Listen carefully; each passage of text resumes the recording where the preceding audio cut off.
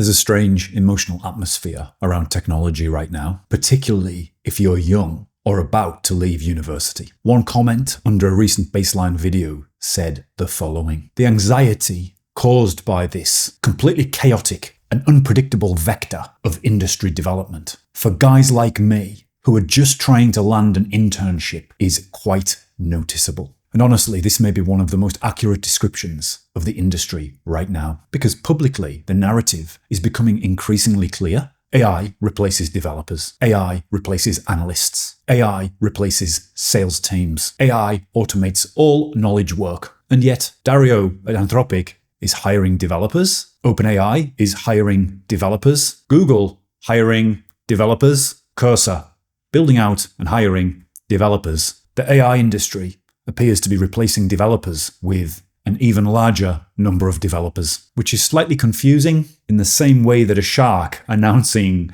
a vegan transition whilst chomping on a seal is confusing. So something underneath this public narrative does not reconcile. And when that happens repeatedly across an industry, it usually means the operational reality is far more complicated than the story being presented. Public narrative around AI labour is everywhere. Anthropic CEO Dario Amodei recently warned that over half of white-collar jobs would be replaced by AI within 5 years. This isn't a random, anonymous Twitter account posting. We're cooked beneath some cyberpunk anime profile structure. This is the CEO of one of the most important AI companies in the world. And increasingly, organisations are behaving as if this assumption is already true. Graduate hiring is slowing. 716,000 students out of university last year unable to find jobs. Junior pathways are compressing. No longer those graduate roles exist. AI coding tools standard overnight. Entire categories of work and spend within organizations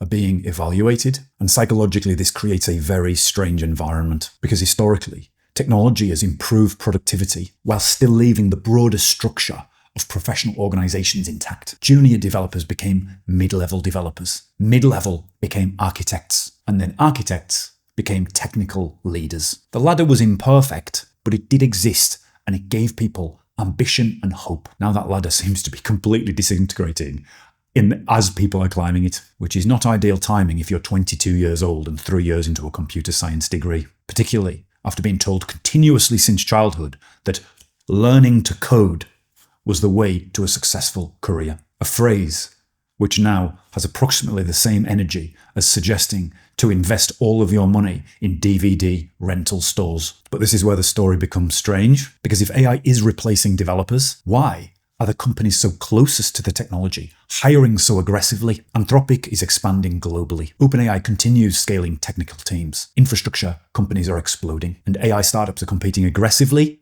for engineering talent. And if you believe what LinkedIn says, you can get a vibe coding developer job in a law firm on $900,000 a year. And Cursor, an AI coding platform, recently reached a valuation approaching $10 billion, which is remarkable for a company where the product reduces the need for developers. And this is where this simplistic narrative begins to fracture. Because operationally, what appears to be happening is not developers are disappearing, it's that developers using AI becoming dramatically more leveraged. One developer is expected to produce much greater output, higher expectations, more pressure, fewer support layers, less structure, less organisational slack around them. And that is changing the economics of software teams entirely. This is more aligned with the structure of business reorganising itself around AI and computational systems. Because looking at this carefully, organisations aren't just removing humans, they're reorganising around a different type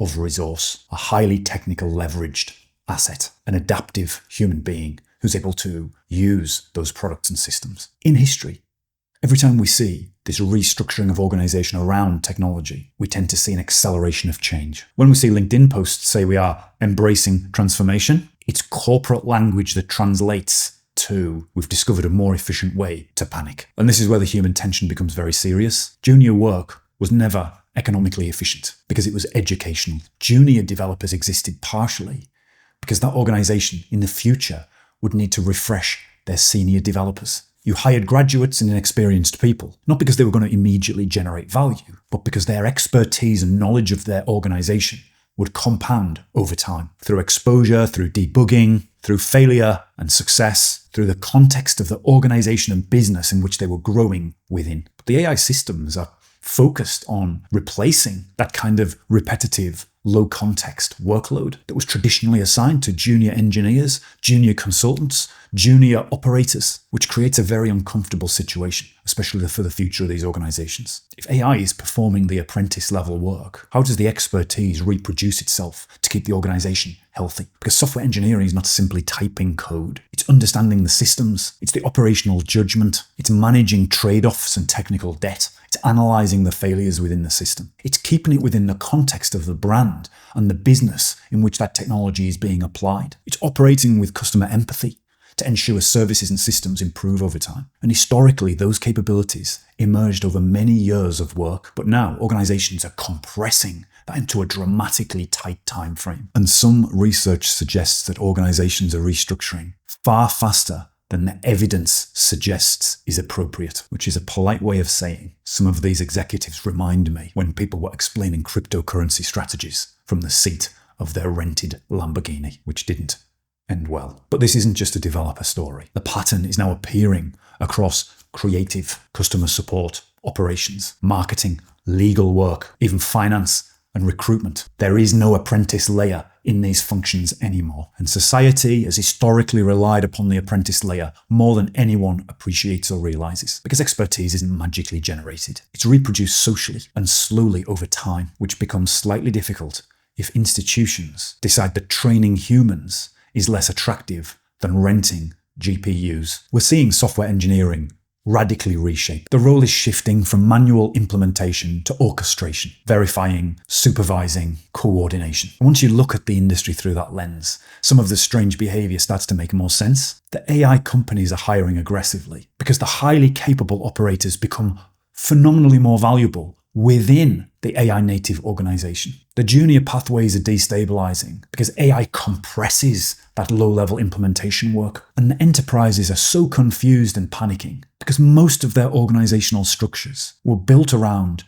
human coordination that the AI systems is now beginning to absolutely smash. And that ultimately may explain this strange emotional atmosphere that surrounds artificial intelligence as a technology. Not because these executives or people fully understand what's happening, but because they can sense that institutional reality is changing much faster than the language of these institutions.